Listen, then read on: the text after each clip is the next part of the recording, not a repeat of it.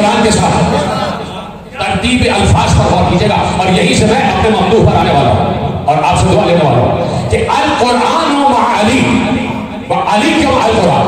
یہ نہیں ہے کہ علی مع القرآن، بل قرآن مع علی، نہیں ہے کہ علی کیوں مع القرآن، سب سے بھائی علی کیوں مع القرآن نہیں ہے، کیا ہے القرآن مع علی، علی کیوں مع القرآن، قرآن علی کے ساتھ اور علی قرآن کے ساتھ. تو سوال سے عالم اسلام سے یہ ہے کہ اصحاب سے ہم نے حدیث سنی، ہم نے یقین کیا کہ قرآن علی کے ساتھ ہے، علی قرآن کے ساتھ ہے. سوال صرف اتنا سا ہے کہ کب سے علی و قرآن ساتھ ہے؟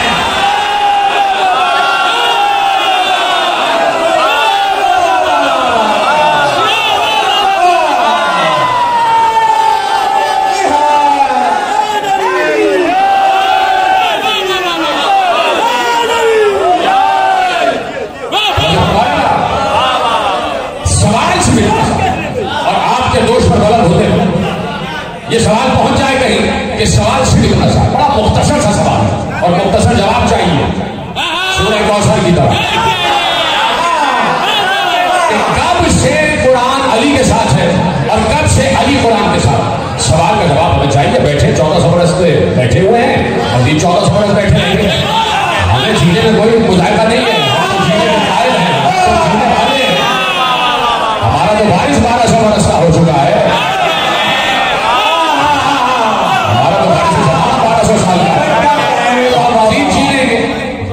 تو ہمارے گھر کی کھیتی ہے. فرشتہ ہم سے آگے پوچھنا ہے جانا ہے یا رکنا ہے؟ جانا دے گا. مومن سے فرشتہ پوچھتا ہے جانا ہے یا رکنا ہے، یہ مومن کا اختیار ہے. اپنی طرف سے نہیں کہہ رہا، حدیث معصوم ہے کہ فرشتہ آگے پوچھتا ہے جانا ہے یا رکنا ہے. مومن کو یاد نہیں ہوتا، لیکن جس وقت جاگنے کی کیفیت ہوتی ہے سوال و جواب ہو رہے ہوتے ہیں. کسی بھی وقت خواب کے عالم میں فرشتہ پوچھ چکا ہوتا ہے جانا ہے یا رکنا ہے. تو میں ایک نسخہ دے رہا ہوں، خدا نہ خواستہ اگر کسی گھر میں کوئی اس وقت بیمار ہے، شدید بیمار ہے، تو اس سے کہو کہ وہ اپنے امام وقت کو مخاطب کر کے کہے کہ مولا میں ابھی جانا نہیں چاہتا، زندگی بڑھ جائے گی.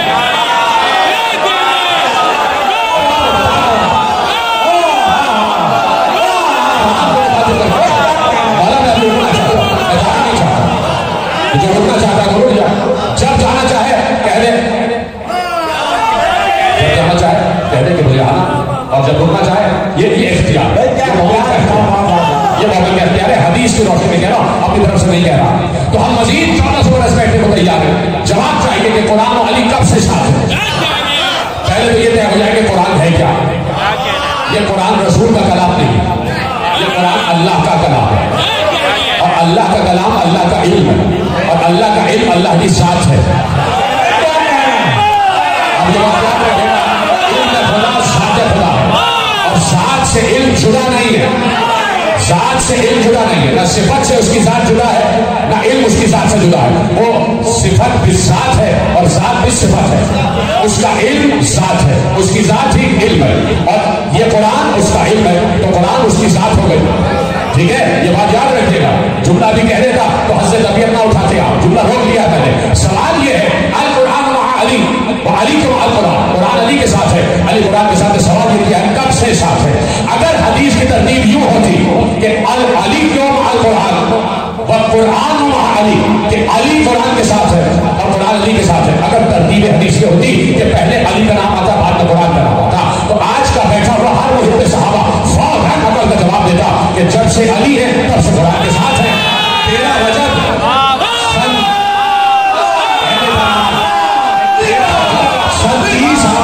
سے علی قرآن کے ساتھ ہے. وہ تو یہی کہتا کہ جب سے علی اس دنیا میں آئے تب سے قرآن کے ساتھ ہے. لیکن پیغمبر ہے، حدیث کے الفاظ پیغمبر کی ترتیب کے ساتھ آ رہے ہیں. پیغمبر نے علی کا نام پہلے نہیں لیا، پیغمبر نے قرآن کا نام پہلے لیا. اگر علی کا نام پہلے آتا تو آپ کہہ دیتے کہ جب سے علی ہے تب سے قرآن کے ساتھ ہے. پیغمبر کہہ رہے قرآن علی کے ساتھ ہے، جب سے قرآن ہے تب سے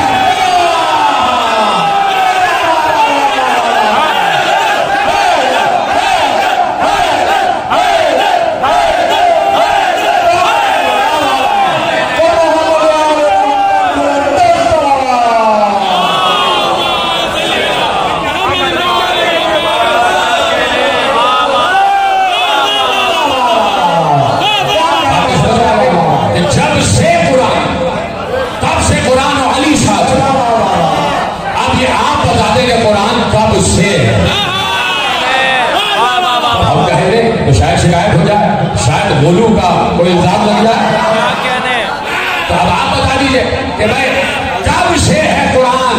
ابھی تو کہہ چکا کہ قرآن اللہ کا علم ہے اور علم اس کی ذات ہے. جب سے وہ ہے تب سے قرآن ہے. اگلا جملہ چھوڑ دو.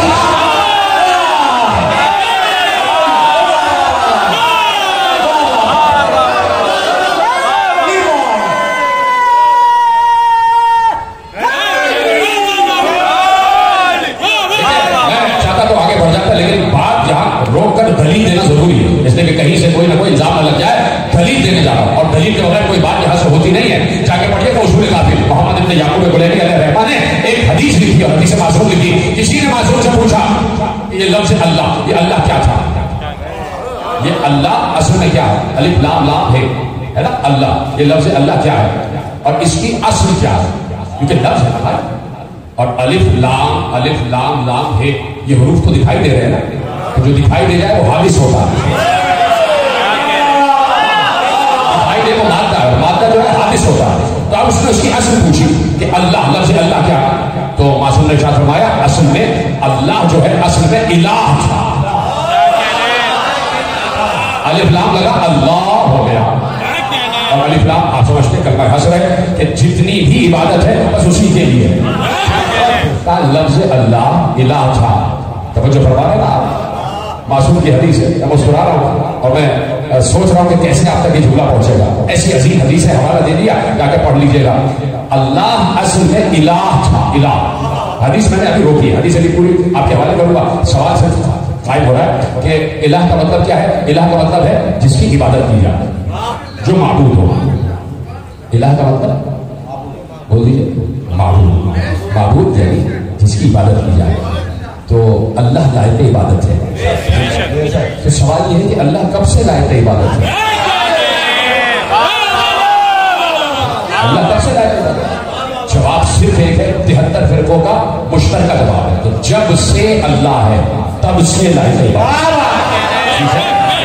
اب جس بھی جاننے والے کی اجازت ہے، جب سے اللہ ہے تب سے لائق عبادت ہے. تو معصوم نے کہا وَإِلَٰهُ يَقْتَضِئُ مَعْلُومًا، اور الہ ہونے کا تقاضا یہ ہے کہ کوئی عابد بھی ہو.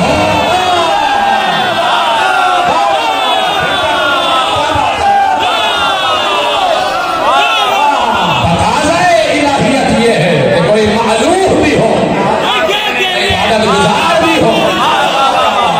جب سے قرآن تب سے علی قرآن صاحب صاحب. اب یہ وہ مرحلہ ہے جو سمجھ میں نہیں آ سکتا. یہیں پر کم عقل پریشان ہو جاتے ہیں کہ غلو ہو گیا. یہی وہ منزل ہے جس کے لیے پیغمبر نے کہا تھا کہ اللہ کو کوئی نہیں پہچانتا